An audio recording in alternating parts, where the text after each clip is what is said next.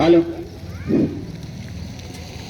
పెద్దలారా, పాలమూరు జిల్లా పౌరుషాల కిల్లా. ఇక ఎప్పటికీ ఇట్లాంటి మహానుభావులు పుట్టారు మళ్ళా అట్లాంటి వ్యక్తులను తలుసుకుందాం, వాళ్ళ చరిత్ర తెలుసుకుందాం, మధ్యలో దాచుకుందాం. ఈ సమాజం ఉన్నటువంటి వ్యక్తులను చైతన్యం చేయడానికే కంకణబద్ధులైనటువంటి ఈ కమిటీ ఈరోజు పండుగ సాయన యొక్క కార్యక్రమం నిర్వహిస్తున్నాం. ఇటు కార్యక్రమాన్ని ఉద్దేశించి కవి పండితుడు పూరోజు గిరిరాజాచార్ని మాట్లాడవలసిందిగా సాధారణంగా కోరుతా ఉన్నాం. ఈరోజు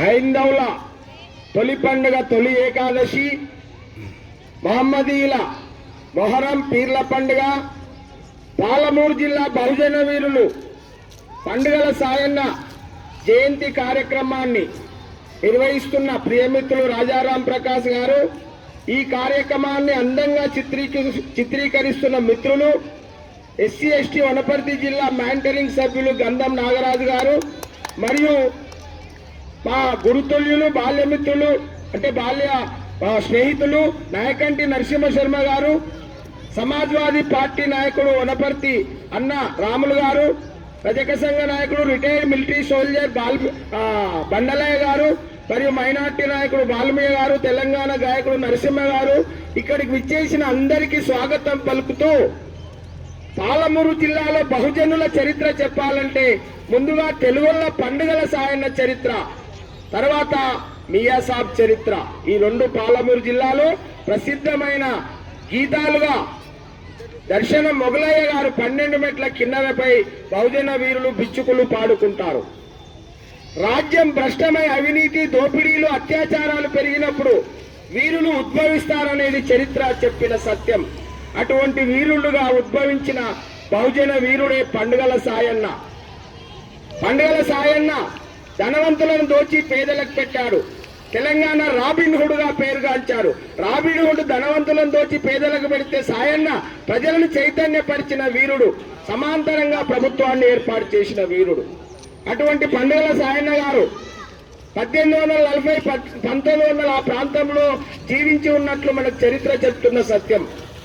ఈయన మహబూబ్ నగర్ జిల్లా నవాబ్పేట మండలం మెరుగోనిపల్లిలో సాయమ్మ అనంతయ్య అనే పుణ్య దంపతులకు జన్మించారు. చిన్నప్పటి నుంచి ఆయన చదువుకుంటే ఈ భూస్వాములను దొరలను ఎదిరించవచ్చని చదువు పట్ల అందరినీ చైతన్యపరిచిండు. పేద ప్రజలు చదువుకోవాలని చెప్పిన మహనీయుడు. క్రీడల్లో రాణించాడు. ఆ రోజుల్లోనే గుండ్లనెత్తడం, ఆ ఎద్దుల బండిని ఒంటి చేత్తో ఎత్తిపడేయడం, ఇలాంటి సాహస క్రీడలు ఎన్నో ఆడిన వీరుడు పండుగల సాయన్న. ఆయన కళ్ళ ముందే ఆయన చిన్నమ్మను ఈ దొరలు భూస్వాములు చెరుస్తారు. ఇవన్నీ గమనించిన ఆయన ఆ రోజుల్లో భారత స్వాతంత్ర ఉద్యమ కాలంలో 1900 ఆ ప్రాంతంలో తెలంగాణలో ఈ నిజాంల పరిపాలన వాళ్ళని ఆసరాగా చేసుకొని దేశముఖులు దొరలు చేస్తున్న ఆగడాలను ఎదిరించిన వీరుడు. ఆ సందర్భంగా ఆయన ఒకసారి ఈ పేదలను దోస్తుంటే ప్రజాకరణలు భూస్వాములను ఎదిరిస్తే ఈయన ధనికులను దోచి పెడుతుంటే నేను బందిపోటుగా చిత్రీకరించాలని అప్పుడున్న నవాబులు అంటే ఎస్ఐ జలాల్ ఖాన్, అమీర్ సాబ్ అంటారు, ఎస్పీ అంటారు, ఆయనకు రిపోర్ట్ చేశారు. చేసి ఈయనను చంపవలసిందిగా కుట్ర అవండి మార్మత్తు చోడో అంటే మార్మత్తు చుక్క పెట్టి చోడో అంటారు కనుక చంపొద్దు వదిలేయండి అని, దాన్ని మార్కాడ చుక్క పెట్టి మత్తు చోడో చంపండి వదలొద్దండి అని ఈ విధంగా ఒక పత్రాన్ని నిజాం మీర్ మహమ్మద్ అలీ ఖాన్కు అందజేయడం జరుగుతుంది.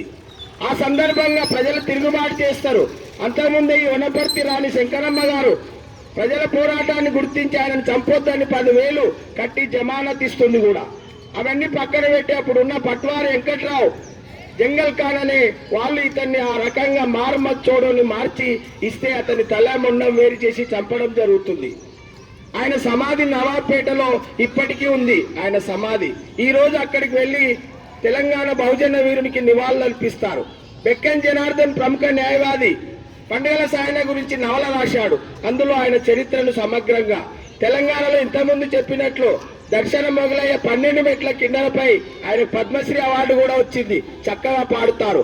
ఆయనే కాదు, తెలంగాణ జానపదులు కూడా పండుగల సాయన్న చరిత్రను గీతంగా మియసావి పాడుకుంటారు. కట్టుకుంటే ఆ ఏం రత్నం అనే తమిళ డైరెక్టర్ మన ప్రస్తుత ఆంధ్రప్రదేశ్ ముఖ్యమంత్రి సినిమా హీరో పవన్ కళ్యాణ్ పెట్టి పండుగల సాయన్న సినిమా తీయడం జరిగింది. అది దిగ్విజయంగా కూడా నడిచింది. కనుక ఇటువంటి బహుజనుల వీరుల చరిత్ర మనం గుర్తుంచుకొని సమాజంలో జరుగుతున్న మనం కూడా ఆయనను స్ఫూర్తిగా తీసుకొని ఈ దొరలు దేశముఖుల పెత్తనాలు ఈనాటికి కూడా ఉన్నాయి. వాటిని ఎదిరించి సమాజంలో సమన్యాయం చేయాలని తెలియజేస్తూ ముగిస్తున్నాను. జోహార్ జోహార్. జోహార్ బహుజన వీరుడు పండుగ సాయన్నకు. తెలంగాణ జై తెలంగాణ. ప్రజా పోరాటాలు వర్ధిల్లాలి వర్ధిల్లాలి.